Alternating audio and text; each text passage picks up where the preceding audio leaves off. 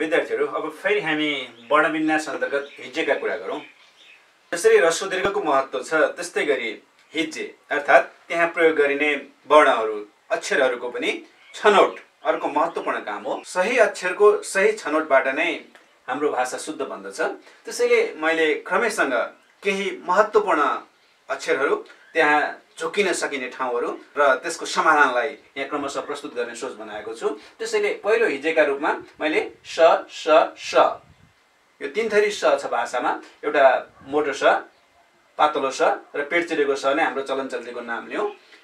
यो मोटो सको प्रयोग कहाँ हुन्छ, पातलो सको प्रयोग कहाँ हुन्छ र पेट चिरेको सको प्रयोग कहाँ हुन्छ, यसको बारेमा बुझ्नका लागि केही प्रमुख कुराहरू यहाँ ल्याएको छु। हुन त यस बाहेक पनि धेरै अभ्यास गर्ने ठाउँहरू छन्, तर प्रमुख कुराहरू चाहिँ यहाँ प्रस्तुत हुन्छन्।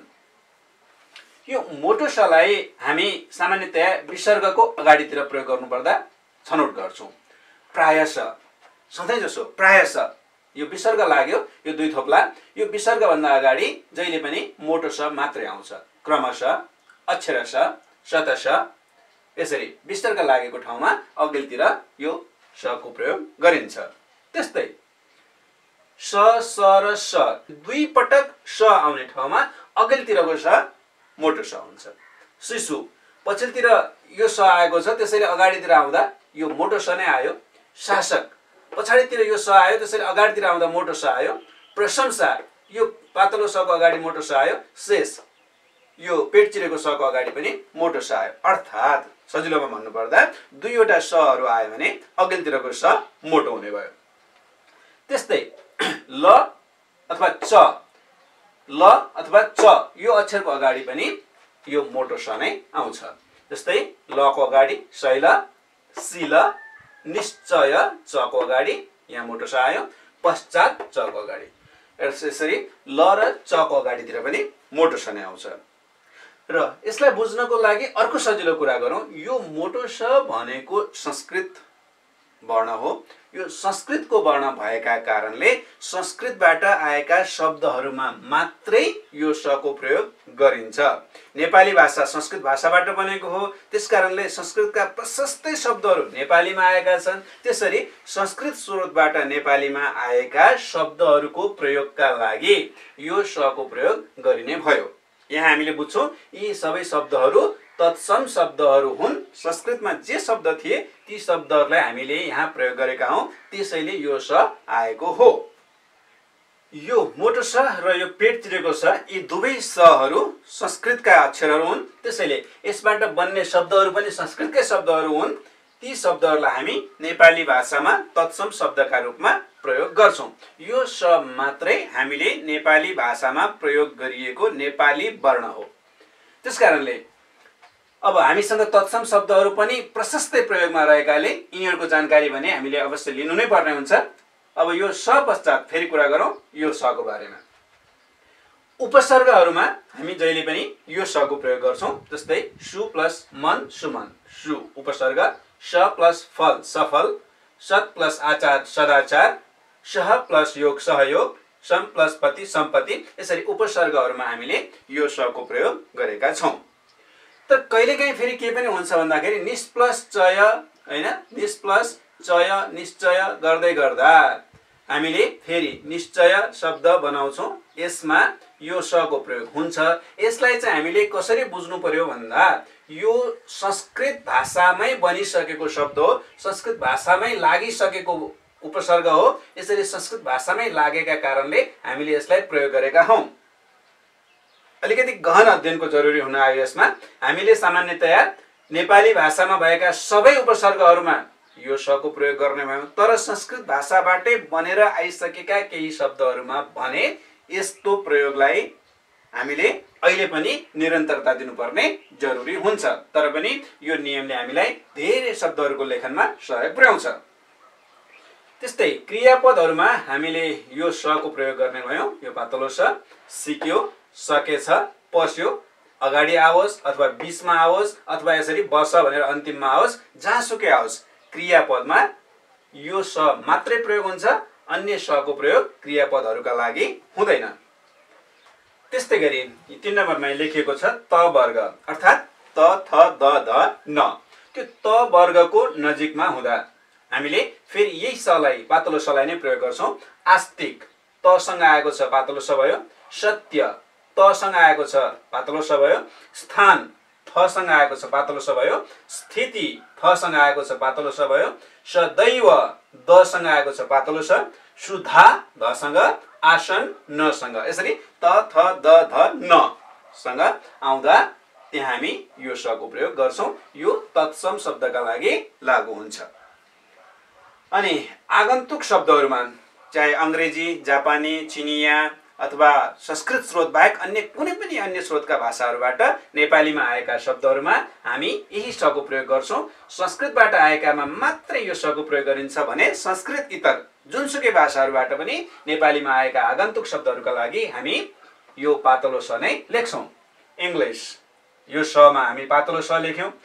पुलिस, साइकल, स्कुल यसरी हामीले जुनसुकै भाषाबाट आएका भए पनि तिनलाई पातलो स को प्रयोग गर्छौं। त्यस्तै गरी अब अर्को छ पेट चिरेको स। यसको प्रयोग एउटै मात्रै मुख्य नियम यहाँ लेखिएको छ। क को अगाडि, प को अगाडि र ट वर्ग। ट वर्ग भन्नाले त ठ ड ढ अण त्यसको अगाडिपट्टि क को, प को त्यस्तै गरी ट ठ ड ढ अण को अगाडिपट्टि लेख्दा यो पेट चिरेको स लेखिन्छ। पुष्कर क को अगाडि, बहिष्कार, पुष्प, बाष्प, कष्ट, अष्ट, ओष्ठ, कोष्ठ, षडानन ड को अगाडि लेखियो। उष्ण अण को अगाडि, कृष्ण यसरी यो पेट चिरेको स को प्रयोग गरिन्छ। त्यस्तै वर्ण अन्तर्गत अर्को एउटा अन्यल पैदा गर्ने वर्ण हो ब र व। यो वर्णको प्रयोग कस्तो कस्तो अवस्थामा गरिन्छ भन्ने बारेमा पनि यहाँ केही सामान्य नियमहरू छन्। यद्यपि मैले अघि पनि भनिसके हामीले यी वर्णहरू सम्बन्धी अभ्यासलाई यी नियमतिरबाट भन्दा पनि शब्दहरूको बारम्बार प्रयोग, तिनको अभ्यास, तिनको निरन्तरको चिन्तनबाट हामीले स्मरणमा राख्न सक्छौं यस्ता शब्दहरूलाई। तैपनि केही नियमहरू भए भने हामीलाई सहयोग पुग्छन् भन्ने हेतुले म तिनको जानकारी दिँदैछु। ब को प्रयोग क्रियामूलहरूमा हुन्छ। जस्तै बोल्नु, बिक्नु, बाँच्नु, बिर्सिनु जस्ता क्रियामूलहरूमा ब प्रयोग हुन्छ। त्यस्तै आगन्तुक र ठेट नेपाली शब्दमा ब नै बोलिदा हामी ब लेख्छौं। कतिपय तत्सम शब्दहरूमा ब बोलिए तापनि ती तत्समहरूमा लेखाइमा चाहिँ व आउँछ। तर आगन्तुक र ठेट नेपाली शब्दमा यदि ब बोलिन्छ भने त्यसमा लेख्दाखेरि पनि हामीले ढुक्कले ब लेख्न सक्छौं। त्यहाँ व लेख्ने बारेमा सोचिराख्नु पर्दैन। तर तत्सम शब्दहरूमा भने ब बोलिए तापनि व लेखिने स्थिति हुन्छ। यहाँ आगन्तुक र ठेट नेपाली शब्दमा बखत, बन्दुक, बियर, ब्याग, ब्यानर, बहादुर, बकुल्लो, बथान जस्ता केही उदाहरणहरू दिएका छन्। यस किसिमका शब्दहरूमा ब को प्रयोग गरिन्छ। त्यस्तै बी, बे, बद उपसर्ग लागेका ठाउँमा पनि हामी ब को प्रयोग गर्छौं। विचेत, बिजोर, विकम्मा, बेमतलब, बेखुसी, बेकार, बदनाम, बदनियत लगायतका शब्दहरू यहाँ उदाहरणका लागि प्रस्तुत गर्न सकिन्छ। यो बी र अर्को वी छुट्टा छुट्टै उपसर्गहरू छन्। बी बाट चाहिँ ठेट नेपाली शब्दहरू बनेका हुन्छन्। यहाँ उदाहरणमा विचेत, बिजोर, विकम्मा लगायतका शब्दहरू लेखियो। वी बाट बन्ने शब्दहरू चाहिँ अत्यधिक छन्। बी बाट बन्ने शब्दहरू चाहिँ सीमित मात्रै छन्। अब व को कुरा गरौं। व कै उच्चारण हुने ठाउँमा व नै लेखिन्छ। व बोलेर ब लेखिने स्थिति चाहिँ बन्दैन। जबकि ब बोलेर व लेखिने स्थिति धेरै ठाउँमा भएको हुन्छ। वकिल, वाल्ल, वायात, कौवा, पेवा जस्ता शब्दहरूमा व बोलिन्छ अनि व नै लेखिन्छ। अनि अर्को नियममा लेखिन्छ यहाँ आवट, उवा, वाला, वी, वार आदि प्रत्ययमा। जस्तै कि सजावट, भगुवा, गाडीवाला, मेधावी, गजवार यहाँ यस्ता प्रत्ययहरू भएका कारणले ती प्रत्यय जोडिएका शब्दमा पनि व नै लेखिन्छ। आवट, उबा, बाला, बी जस्ता प्रत्ययहरू हामीसँग छैनन्। यसले पनि हामीलाई सहयोग पुर्याउँछ। वी, अव आदि उपसर्गहरूमा यस्ता उपसर्गहरूमा पनि हामी प्रयोग गर्दाखेरि शब्दमा व नै लेख्छौं। विज्ञान, विजय, अवधारणा, अवरोध, यहाँ विज्ञान विजय भनेर बोलिन्छ। हाम्रो बोलीचालीमा यो ब नै बोलिन्छ। यद्यपि यो उपसर्गमा यी संस्कृतबाट आएका हुँदाखेरि यसमा वी लेखिन्छ। त्यस्तै यको अगाडिपट्टि व, यो हलन्त गरिएको छ, आधा व भएका प्राय तत्सम शब्दहरूमा हामी व लेख्छौँ। व्यय, व्यक्ति, व्योम, व्याधा। बोल्दाखेरि व्यय, व्यक्ति, व्योम, व्याधा, व्याकरण हामी यसरी उच्चारण गर्छौँ। उदाहरण हेरौँ अर्को एउटा। ब्याग लेखिएको छ तर यहाँ व्यय लेखिएको छ। यहाँ व छ, यहाँ ब छ, किनभने यो आगन्तुक हो, यो तत्सम हो। यसरी आएका तत्सम शब्दहरूमा यको अगाडि व हुन्छ, तर आगन्तुक र थेटमा भने ब बोलिन्छ भने ब नै प्रयोग हुन्छ। यसरी हामी यसलाई सम्झिन सक्छौँ। त्यसै गरी अन्य व्यञ्जनहरू पनि छन् जसले हामीलाई अन्यल गराउन सक्छन्, जस्तै य र ए, त्यसै गरी छ र छ, ज्ञ र ज्ञ। यस किसिमका धेरै उदाहरणहरू हुन सक्छन्। धेरै स्थितिहरूमा हामीले व्यञ्जनको छनौट गर्दा विचार पुर्याउनुपर्छ। मैले भन्न मिलेसम्मका केही कुराहरूलाई म यहाँ समेट्ने प्रयत्न गर्छु। जस्तै यको प्रयोग गर्दा सामान्यतया सर्वनामहरू र सर्वनामबाट बनेका शब्दहरूमा यो अनि सर्वनामबाट बनेका यति, यस्ता शब्दहरूमा हामी यको प्रयोग गर्छौँ। त्यस्तै गरी कतिपय जस्तै कि यौली, यही, यस्ता य नै भएका प्रत्ययहरूबाट बनेका शब्दहरूमा पनि बुढ्यौली, बुढ्याई, ठट्याई, ठट्यौली जस्ता शब्दहरूमा पनि यको प्रयोग हुन्छ। अनि ए को प्रयोग सामान्यतया संख्याबोधक शब्दहरूमा हुन्छ, 11, 21 जस्ता। तर एउटा अपवाद छ, सय लेख्दाखेरि चाहिँ सय नभइकन सय लेखिन्छ। त्यस्तै गरी छ र छ को प्रयोग गर्दाखेरि पनि यो छ क्रियापदहरूमा यो छ को प्रयोग हुन्छ, छ को प्रयोग गरिँदैन। बस्छ, बस्छौ इत्यादि प्रत्ययहरू, क्रियामा लाग्ने प्रत्ययहरूमा छकै प्रयोग हामी भेट्न सक्छौँ। यो छ चाहिँ संस्कृतको अक्षर हो, तसर्थ प्राय जसो तत्सम शब्दहरूमा जस्तै कि क्षमा, क्षति, यस्ता किसिमका तत्सम शब्दहरूमा हामी छको प्रयोग गर्छौँ। यो ज्ञ छ, यो ठेट नेपाली शब्दहरूमा र आगन्तुक शब्दहरूमा प्रयोग हुन्छ, जस्तै कि ग्यास, ग्यान्टिस, ग्याचे, यस्ता ठेट शब्दहरूमा ग्याचे, यो ठेट शब्द होस् अथवा आगन्तुक शब्द होस्, यसमा हामी ज्ञको प्रयोग गर्छौँ। यो तत्सम शब्द हो, संस्कृतबाट आएका तत्सम शब्दहरूमा यसको प्रयोग हुन्छ, जस्तै कि ज्ञान, यज्ञ जस्ता तत्सम शब्दहरूलाई हामी ज्ञ अक्षरबाट लेख्छौँ। यसरी वर्णविन्यास गर्ने क्रममा अर्थात् वर्णहरूलाई मिलाउने क्रममा विभिन्न हिज्जेहरूलाई, विभिन्न वर्णहरूलाई, स्वर हुन् अथवा व्यञ्जन हुन्, तिनीहरूलाई लेख्दाखेरि सकेसम्म नियमका आधारमा र त्योभन्दा पनि बढी अभ्यासका आधारमा, प्रयोगका आधारमा हामीले एउटा बानी बसाल्दै लानुपर्छ, लेख्ने प्रचलन कायम गर्नुपर्छ। यदि त्यसैमा अभ्यस्त हुने भने हामी गल्तीहरूलाई घटाउँदै घटाउँदै हटाउन सक्छौँ र शुद्ध लेखनमा हामी पारङ्गत बन्दछौँ। हामी वर्णविन्यास अन्तर्गत अब पदयोग र पदवियोगको बारे चर्चा गरौँ। पदयोग अर्थात् पदहरूलाई जोड्ने काम, एउटै डिकोमा लेख्ने काम। पदवियोग अर्थात् पदहरूलाई अलग्याउने काम, डिको छुट्याउने काम। एउटा उदाहरणको लागि वाक्य लेखौँ। उसले घर बनाएको थियो। यसरी उदाहरण लेख्दै गर्दा हामीले यी सबै शब्दहरूलाई एउटै लाइनमा जोडेर अर्थात् एउटै डिको दिएर लेखेनौँ, फरक फरक डिकोमा हामीले यिनलाई लेख्यौँ। यसको माने के हो त भने हामीले यिनीहरूलाई पदवियोग गर्यौँ।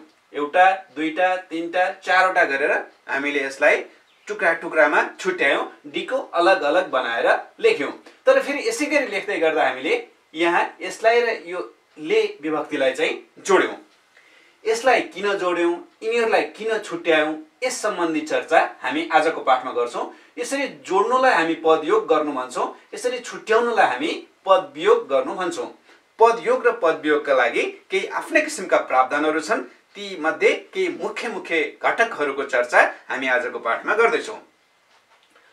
यतापट्टि पदयोग लेखिएको छ, यतापट्टि पदवियोग लेखिएको छ। हामी सुरुमा पदयोग कुन कुन अवस्थामा हुन्छ भनेर चर्चा गर्नेछौँ र त्यसपछि फेरि पदवियोग कुन कुन अवस्थामा हुन्छ भन्ने बारेमा हामी त्यसको अर्को चर्चा फेरि गर्नेछौँ। नामयोगीहरूलाई हामी सदैव पदयोग गर्छौं, जस्तो कि उससँग घरमाथि, छानामुनि, कापीसँग। यस्ता शब्दहरू यदि सर्वनाम, नाम अथवा कुनै पनि नामिक पदसँग नामयोगी आयो भने त्यसलाई हामी एउटै डिकोमा सँगसँगै लेख्छौं। नामयोगीहरूलाई हामी छुट्याएर लेख्दैनौं। त्यस्तै गरी विभक्ति लेख्दाखेरि पनि पदयोग नै गरिन्छ, जस्तै कि रामले छानामा घरको, यस्तो कोकाकी, रोरारी, नोनानी, ले, लाई, मा, देखि, बाट जस्ता विभक्तिहरूलाई पनि फेरि पदयोग नै गरेर लेखिन्छ। विभक्तिहरूलाई हामी अघिल्लो नामिक पदसँग जोडेर लेख्छौं। अनि अर्को छ समस्त शब्द। समस्त शब्द भनेको समास प्रक्रियाबाट बनेको शब्द हो। समासको बारेमा हामी शब्द निर्माण अन्तर्गत चर्चा गर्छौं। शब्द निर्माण सम्बन्धी भिडियोमा त्यसको चर्चा भेट्न सकिन्छ। त हामी अहिले यहाँ यति मात्र भनौं, समास प्रक्रियाबाट बनेका शब्दहरूलाई हामी पदयोग गरेर लेख्छौं। जस्तै कि राजाको दरबार, राजदरबार। राज र दरबार जस्ता शब्दहरूलाई हामी एउटै ढिकोमा लेख्ने भयौं। त्यस्तै गरी कुखुरा चोर, सप्तर्षि, यस्ता शब्दहरू हामी पदयोग गरेर लेख्छौं। यिनीहरूलाई एउटै डिकोमा लेख्नुपर्ने हुन्छ। त समस्त शब्दहरू छन् भने तिनीहरूलाई हामी छुट्याउनौं। अहिले पछिल्लो समयमा यो भाषामा कतिपय द्वन्द्व समासबाट बनेका शब्दहरूलाई छुट्टा छुट्टै लेख्ने प्रचलन पनि सुरु भएको देखिन्छ। यद्यपि हाम्रो व्याकरणको प्रारूप अनुसारको नियमले हामी समस्त शब्दहरूलाई चाहिँ एउटै डिकोमा लेख्छौं। त्यसलाई हामी अशुद्ध मान्न सक्दैनौं। अर्को छ द्विरुक्त शब्द। द्वित्व प्रक्रियाबाट बनेका शब्दहरूलाई द्विरुक्त शब्द भनिन्छ। यसको बारेमा पनि शब्द निर्माण अन्तर्गत चर्चा भएको छ। त्यो भिडियोमा हामी हेर्न सक्छौं। हामी यहाँ यति मात्र भनौं, द्वित्व प्रक्रिया अर्थात् एउटै शब्द दोहोरिएर कुनै नयाँ शब्द बन्यो भने त्यसलाई हामी द्विरुक्त शब्द भन्दछौं। जस्तै कि सानो प्लस सानो, ससानो, आफ्नो प्लस आफ्नो, आफ्नो, घर प्लस घर, घर घर। यस्ता शब्दहरू यदि द्वित्व प्रक्रियाबाट बनेका हुन् भने तिनलाई द्विरुक्त शब्द भन्छौं र द्विरुक्त शब्दलाई हामी एउटै डिकोमा लेख्छौं। अनि त्यस्तै अकरणको न। यो न लेख्ने बेलामा यो संयोजक पनि हुन सक्ने, निपात पनि हुन सक्ने, अनि अथवा अकरण पनि बनाएको हुन सक्ने, त्यसले अन्यल पैदा गर्न सक्छ। हामी पहिचान गरौं, यदि यो नले अकरण बनाएको हो भने त्यसरी क्रियापदमा लेख्दा यसलाई जोडेर लेख्नुपर्छ। जस्तै तिमी खाना नखाऊ। नखाऊ भन्दाखेरि अर्कै कुरो हुन्छ। हामीले यहाँ अकरण बनाएको हुनाले नखाऊ। त्यस्तै गरी ऊ घर जाँदैन। जे होस्, अगाडि आओस्, बीचमा आओस्, पछाडि आओस्, हामीले यसलाई जोडेर लेख्छौं।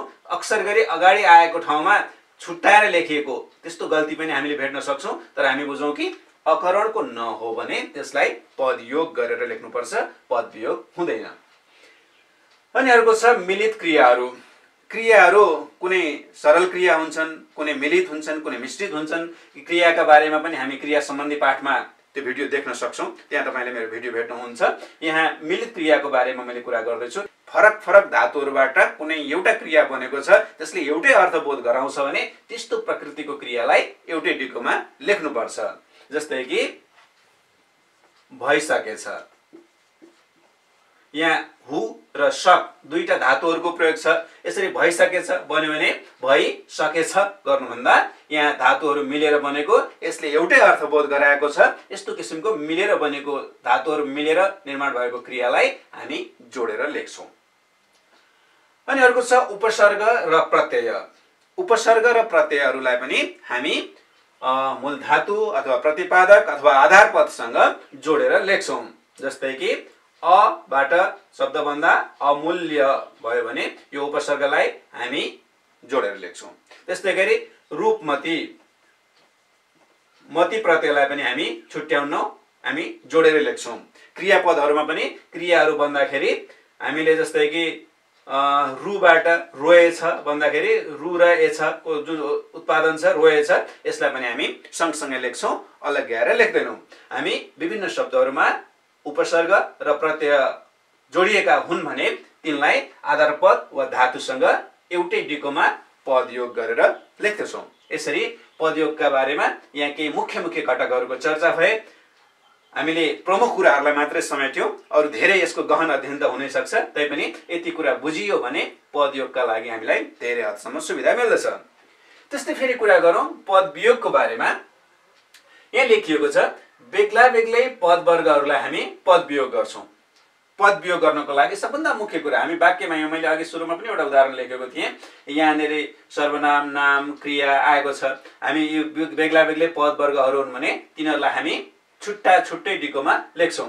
यो पदवर्गहरूले त सामान्यतया नाम, सर्वनाम, विशेषण, क्रिया र अव्ययका भेदहरूलाई जनाउने भयो।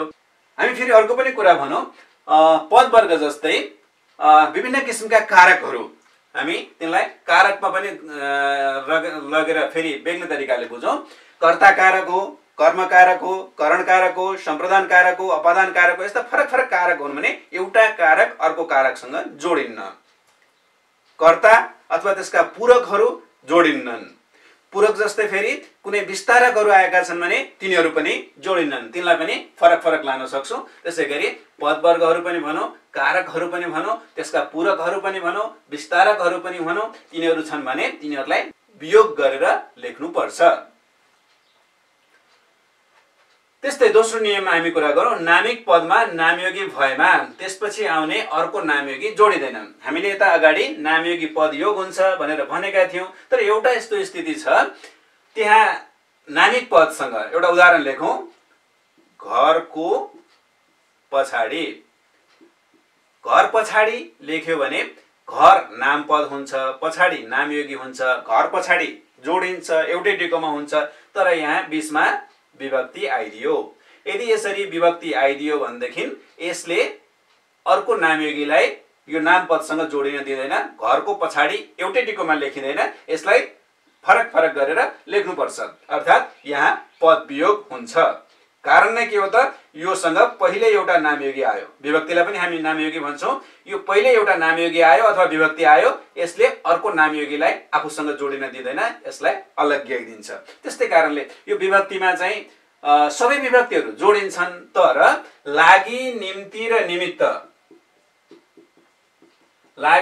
र निमित्त जोडिँदैनन्। यिनीहरूको कारण नै के हो भने यिनीहरू जहिले पनि षष्ठी विभक्तिको पछाडिपट्टि आउँछन्। अनि षष्ठी विभक्ति पहिल्यै भइसकेपछि विभक्तिको काम भनेकै विभक्त गर्ने। विभक्तिले अलग्याइदिन्छ, पद वियोग गरिदिन्छ, छुट्याइदिन्छ। त्यसै भएका कारणले गर्दाखेरि, यो दोहोरिएका कारणले गर्दा यी विभक्तिहरू विभक्ति हुनाका बावजुद पनि पदयोग हुँदैनन्, यिनीहरू चाहिँ पद वियोग हुन्छन्। यो नियम यहाँ हावी हुन्छ। अनि संयोजक र निपातको न पनि हामी पद वियोग गरेर लेख्छौँ। यहाँ हामीले अघि भनेका थियौँ अकरणको न हामी जोडेर लेख्छौँ भनेका थियौँ। अकरणको चाहिँ जोडिन्छ, तर संयोजक र निपातको न हो भने चाहिँ त्यो जोडिँदैन। जस्तै कि न राम आयो, न श्याम आयो भन्दाखेरि न राम, यहाँ पद वियोग हुन्छ, यस जोडेर लेखिँदैन। यो अकरण होइन, त्यसकारणले यो संयोजक हो। न राम आयो, न श्याम आयो, त्यसो गर्दाखेरि जोडिने भएन।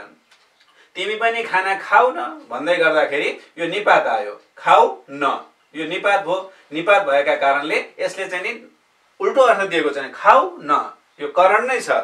यो अकरण बनाउन आएको होइन, निपात बनाउन मात्र, निपातको रूपमा मात्रै आएको। त्यसकारणले यो निपातको न हो भने पनि यसलाई हामी पद वियोग गर्छौँ, जोड्दैनौँ। त्यस्तै अर्को कुरा गरौँ, सहायक क्रिया र मुख्य क्रियालाई एक आपसमा पद वियोग गरेर लेखिन्छ। जस्तै कि पढ्दै छ, पढ्दै छ लेख्दाखेरि यो मुख्य क्रिया, यो सहायक क्रिया, यिनीहरूलाई एउटै डिकोमा लेख्दैनौँ, हामी छुट्टा छुट्टै लेख्छौँ। त्यस्तै खाएको थियो, यहाँ मुख्य क्रिया, सहायक क्रिया, यसलाई पनि हामी पद वियोग गरेर लेख्छौँ। त्यस्तै रुँदै छ, यसलाई पनि हामी रुँदै छ, यसलाई हामी पद वियोग गरेर लेख्छौँ। सुरुका दिनमा यो सामान्य भविष्यकाल अथवा भविष्यकाल जनाउने, जस्तै मानौ जाने छ, यसलाई पद योग गरेर लेख्ने प्रचलन थियो। तर पछिल्लो समयमा भएको व्याकरणको प्रयोगले यो जाने र छ भविष्यकालीन क्रियामा ने छलाई पद वियोग गर्ने परम्परा सुरु भएको छ। यसलाई पनि हामी आजका दिनमा चाहिँ पद वियोग गरेर नै लेख्दछौँ। यसरी पदयोग र पद वियोग सम्बन्धी मुख्य मुख्य नियमहरू यहाँ प्रस्तुत भए। र बाँकी कुराहरू हामी अभ्यासका आधारमा पनि आफ्नो लेखाइलाई शुद्ध बनाउँदै लान सक्छौँ। अब वर्ण विन्यासमा विभिन्न किसिमका वर्णहरूलाई व्यवस्थित गरिसकेपछि, तिनको ह्रस्व दीर्घ मिलाइसकेपछि अनि तिनमा भएका पदयोग पदवियोग सम्बन्धी कुराहरूलाई मिलाइसकेपछि कुन हिज्जेको प्रयोग गर्ने, मोटो स, पेट चिरेको स, पातलो स, ब, व, ए, य के प्रयोग गर्ने, त्यसरी अक्षरहरूको पनि सही छनौट भयो अनि ह्रस्व दीर्घ पनि सही प्रयोग भयो र पदयोग वा पदवियोग पनि मिल्यो भने अझै पनि त्यसमा विन्यास गर्ने काम, मिलाउने काम बाँकी नै रहेको हुन सक्छ। हामी त्यसलाई विराम चिन्हहरूको माध्यमबाट सम्बोधन गर्नेछौँ। कुनै पनि कुरा पढ्दा, मानौ एउटा वाक्य लिउँ, म भात खान्छु भन्दै गर्दा म भात खान्छु लेखियो, यसलाई कसरी उच्चारण गर्ने त? यहाँ भएका वर्णहरूलाई कसरी बोल्ने? म भात खान्छु, म भात खान्छु, म भात खान्छु, कसरी बोल्ने? त्यो बोल्ने कुरालाई यो चिन्हले निर्देशन गर्छ अथवा हाम्रो अभिव्यक्तिलाई यी विराम चिन्हहरूले सङ्केत गरिरहेका हुन्छन्। कुनैलाई प्रश्नसूचक तरिकाले बोलिन्छ, कुनैलाई उत्तरात्मक तरिकाले बोलिन्छ, कुनैलाई आश्चर्यजनक तरिकाले बोलिन्छ, कहीँ रोकिन्छ, कहीँ छिटो बोलिन्छ, गति यति इत्यादिको कुराहरू रहन्छ। यस्ता कुराहरूलाई सम्बोधन गर्नका लागि विराम चिन्हहरूको महत्त्व हुन्छ। विराम चिन्हले गति र यतिमा विशेष भूमिका खेल्दछन्। हाम्रो अभिव्यक्ति कस्तो छ त? उत्तरात्मक छ, प्रश्नात्मक छ, आश्चर्यबोधक छ अथवा अन्य केही छ भने पनि यी विराम चिन्हहरूले त्यसलाई बुझाइरहेका हुन सक्छन्। त हामी केही मुख्य चिन्हहरूको बारे अहिले चर्चा गर्दैछौँ। चिन्हहरू धेरै छन्, त्यसमध्ये पनि यहाँ 8वटा सबभन्दा बढी प्रयोग हुने चिन्हहरूलाई उतारिएको छ। तिनको बारेमा हामी संक्षिप्त छलफल अहिले गर्नेछौँ। पहिला लेखिएको छ पूर्ण विराम चिन्ह। पूर्ण विराम चिन्ह वाक्य टुङ्गिएपछि एउटा पुरा वाक्यको अन्त्यमा लगाइन्छ र त्यो वाक्य सामान्य प्रकृतिको हुनुपर्छ। त्यहाँ प्रश्न सोधिएको अथवा आश्चर्य विस्मय प्रकट नभएको हुनुपर्छ। सामान्यतया साधारण वाक्यको अन्तिममा हामी पूर्ण विराम लगाउँछौँ। पूर्ण विराम अर्थात् पुरै विराम गरिनु, एकछिन रोकिनु। यहाँ एउटा अर्को चिन्ह छ अल्प विराम। अल्प थोरै समय रोकिनु, त्यसले त्यस्तो बुझाउँछ। यसले चाहिँ पूर्ण विराम, पुरै समय रोकिनु। त्यो वाक्य पढिसकेपछि म भात खान्छु भनिसकेपछि अर्को वाक्य पढ्नुभन्दा अगाडि हामी रोकिनु पर्यो। यो चिन्ह यसरी प्रयोग हुन्छ। त्यसैले यसको नाम हो पूर्ण विराम। म भात खान्छु, म लुगा लगाउँछु। अब यसलाई पढ्दै गर्नु पर्यो भने हामीले म भात खान्छु भनिसकेपछि यो खान्छु र मको बिचमा यहाँ विराम हुनु पर्यो। म भात खान्छु, म लुगा लगाउँछु भन्न पाइएन। म भात खान्छु, म लुगा लगाउँछु रोकिनै पर्यो। म भात खान्छु, म लुगा लगाउँछु भन्यो भने यो चिन्ह भएन। यहाँ यो चिन्ह आवश्यक छ। एउटा सामान्य वाक्य टुङ्गिएपछि लगाइने चिन्हलाई पूर्ण विराम भनिन्छ। यसमा एउटा कारक, सामान्यतया न्यूनतम एउटा कारक र एउटा क्रिया रहेको हुन्छ। सामान्यतया वाक्यमा यस किसिमले कारक र क्रियाबाट बनेको एउटा साधारण वाक्यको अन्तिममा पूर्णकालीन विरामका लागि लगाइने चिन्ह पूर्ण विराम हुन्छ। त्यस्तै अर्को चिन्ह छ प्रश्नवाचक चिन्ह। यसैले आफै भनिराखेको छ प्रश्नवाचक, प्रश्न बुझाउने, प्रश्नको बारेमा बोल्ने। उत्तरको आशा राखेर सोधिएका कुनै पनि अभिव्यक्तिको पछाडि, त्यस प्रकृतिका वाक्यहरूको पछाडि हामीले एउटा समापक चिन्ह लगाउँछौँ जसलाई हामी प्रश्नवाचक चिन्ह भन्दछौँ। के ऊ असल छ? हामीले यसलाई बोल्ने बेलामा के ऊ असल छ भन्यो भने प्रश्न भएन। के ऊ असल छ? उत्तरको आशा गर्यौँ, उत्तरको अपेक्षा गर्यौँ भने हामी प्रश्नवाचक चिन्हको प्रयोग गर्छौँ। प्रश्नवाचक चिन्हले जहिले पनि उत्तर मागेका हुन्छन्, केही कुरा सोधेका हुन्छन्, सोध्ने अथवा उत्तर चाहने, उत्तर माग्ने, खोज्ने, त्यस्ता किसिमले प्रश्न गर्ने वाक्यहरूका पछाडि, प्रश्न सोध्ने वाक्यहरूका पछाडि यो चिन्ह लगाइन्छ। राम कता छ? राम कता छ भनेर प्रश्न सोधिएपछि यो प्रश्नवाचक चिन्हको प्रयोग हुन्छ। त्यस्तै अर्को चिन्ह छ उद्गार चिन्ह, जसलाई हामी अर्को शब्दमा विस्मयादिबोधक पनि भन्दछौँ।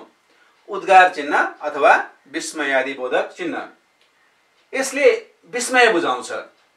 विस्मय आदि, हर्ष, विस्मात, सुख, दुःख, पीडा, आश्चर्य, आनन्द लगायतका घृणा लगायतका कुराहरू विस्मयादि बोधकले बुझाएको हुन्छ, जसलाई हामी यसरी संकेत गर्छौं। जस्तै मानौ छि कस्तो फोहोर, छि भनिसकेपछि घृणा व्यक्त भयो, हामीले उद्गार चिन्ह लगायौं। केही कुरा मन पर्यो, आहा कस्तो राम्रो फूल, आहा भनिसकेपछि फेरि हामीले यो चिन्ह लगायौं। त्यस्तै गरी कहिलेकाहीँ यो चिन्हको प्रयोग कसैलाई सम्बोधन गर्नुपर्दा पनि हुन्छ। राम तिमी कता छौ, फेरि यो चिन्ह यसरी सम्बोधनका लागि पनि आउँछ। हे भगवान मलाई भलो गर भनेर हे भगवान लेखिसकेपछि पनि फेरि सम्बोधन गरेपछि यो चिन्हको प्रस्तुति हुन्छ। त्यसैले विस्मयादिबोधक शब्दका पछाडि र कसैलाई केही सम्बोधन गर्नुपर्दा यो चिन्हको प्रयोग हामी गर्छौं। त्यस्तै अर्को छ अल्पविराम। अघि मैले यसको नाम लिइसके, पूर्ण विराम, अल्प विराम भनेर पुरै समय रोकिनु पर्दा, अल्प अथवा थोरै समय रोकिनु पर्दा। यसले थोरै समय रोकिनुलाई जनाउँछ र यसले काम चाहिँ के गर्छ भन्दाखेरि उस्तै प्रकृतिका शब्दहरू अथवा वाक्य वाक्यांशहरूलाई अलग्याउने काम यसले गर्दछ। जस्तै उ स्याउ सुन्तला र केरा खान्छ। अब हामीले यसरी लेख्दै गर्दाखेरि उ स्याउ, यहाँ अलिकति रोकिनु है भनेको छ। उ स्याउ रोक्यौं हामी, सुन्तला र केरा खान्छ। उ स्याउ सुन्तला र केरा खान्छ होइन, उ स्याउ सुन्तला र केरा खान्छ। हामीले थोरै समयको लागि, अल्प समयको लागि विराम गर्नुपर्दा यो चिन्हको प्रयोग हामी गर्छौं। त्यस्तै कसैलाई सम्बोधन गर्दाखेरि पनि, अघि हामीले यो उद्गार चिन्ह पनि प्रयोग हुन्छ भन्यौं, कसैलाई सम्बोधन गर्दाखेरि पनि यो अल्पविराम चिन्हको प्रयोग हुन्छ। जस्तै कि राम यता आऊ। हामीले यसरी कसैको सम्बोधन गर्ने बेलामा पनि यो चिन्हको प्रयोग गर्न सक्छौं। यो शब्दलाई अलग्याए जस्तै हामी वाक्यलाई पनि अलग्याउन सक्छौं। जस्तै कि हामीले राम पढ्छ, खेल्छ र नुहाउन जान्छ भनेर लेख्यौं भने यहाँ वाक्य, उपवाक्य, सामान्य वाक्यहरूलाई पनि अलग्याउनका लागि शब्दहरूलाई अथवा वाक्य स्तरका कुरालाई म पढ्छु, मुख धुन्छु, लुगा लगाउँछु अनि त्यसपछि बाहिर जान्छु भन्यो भने यसरी आएका टुक्रा टुक्रा वाक्यहरूको बीचमा पनि यो अल्पविराम चिन्हको प्रयोग गरिन्छ। फेरि अर्को चिन्ह छ अर्धविराम। अर्धविराम, यो अर्धविराम चिन्ह, यो अल्पविराम चिन्ह, यो पूर्णविराम चिन्ह। फेरि हामी कुरा गरौँ। पूर्ण, अल्प, अर्ध भनेपछि हामी शब्दमा जाउँ एकछिन। यसले थोरै समयको विश्रामलाई जनाउने भयो, यसले पुरै समयको विश्रामलाई जनाउने भयो, यसले चाहिँ आधा समयको विश्रामलाई जनाउने भयो। मानेमा यो भन्दा बढी समय, यो भन्दा कम समय विश्राम गर्नु पर्यो भने अर्धविरामको प्रयोग हुन्छ। यहाँ शब्द छुट्याउनका लागि अल्पविराम आए जस्तै यसले सामान्य वाक्यहरूलाई छुट्याउनका लागि, वाक्य उपवाक्यहरूलाई छुट्याउनका लागि यो प्रयोग हुन्छ र त्यस्ता वाक्यहरू एक आपसमा सम्बन्धित हुनुपर्छ। जस्तै कि फ्रान्सका नेता मरेछन्, छन त असाध्यै ज्ञानी थिए। अब हामीले यसरी भन्नु पर्दाखेरि फ्रान्सका नेता मरेछन्, छन त असाध्यै ज्ञानी थिए भन्दा यी फ्रान्सकै नेताको बारेमा यसले बोलिराखेको छ। यी दुईटा वाक्यहरू परस्परमा असाध्य सम्बन्धित छन्। यसलाई हामीले अर्धविराम चिन्हको प्रयोग गरिदिनु पर्यो। यहाँ रोकिनु पनि पर्यो। फ्रान्सका नेता मरेछन्, छन त असाध्यै ज्ञानी थिए। यसरी हामीले वाक्यलाई छुट्याउनु पर्दाखेरि यसको प्रयोग हुन्छ। यसले सामान्यतया संयोजकको विकल्पका रूपमा पनि आएर काम गर्छ। त्यसैगरी अर्को छ योजक चिन्ह। योजक अर्थात् युज प्लस अक योजक। युजको अर्थ जोड्नु। यसले जोड्ने बताउँछ। हामी चिन्हका रूपमा यसलाई यसरी प्रयोग गर्छौं।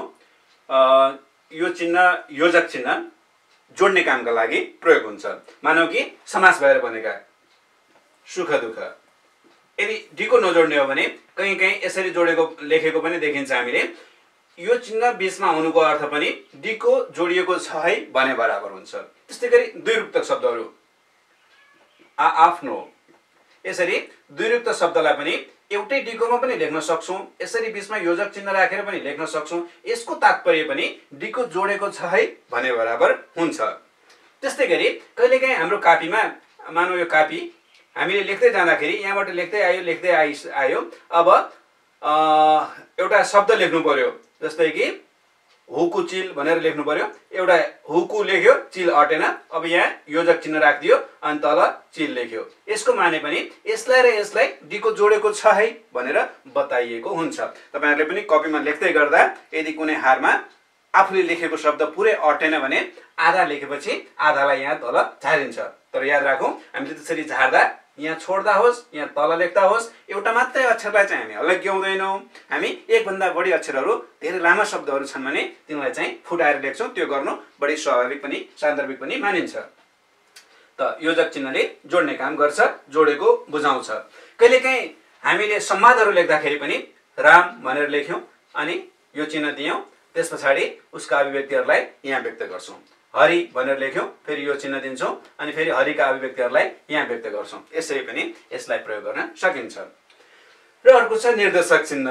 निर्देशक चिन्हले पनि योजक चिन्हसँग सम्बन्ध राख्दछ। यो विसर्गलाई हामी निर्देशक चिन्हका रूपमा प्रयोग गर्न सक्छौं अनि विसर्गसँग फेरि योजक चिन्ह दिएर यसलाई पनि हामी निर्देशक चिन्हका रूपमा प्रयोग गर्न सक्छौं वा योजक चिन्हलाई मात्रै पनि हामी निर्देशक चिन्हका रूपमा प्रयोग गर्न सक्छौं। हामीले केही कुरा भन्यौं, निर प्लस देशक, केही कुरालाई देखाउने, बताउने, बुझाउने, संकेत गर्ने, लक्षित गर्ने, त्यसलाई हामी निर्देशक चिन्ह भन्छौं।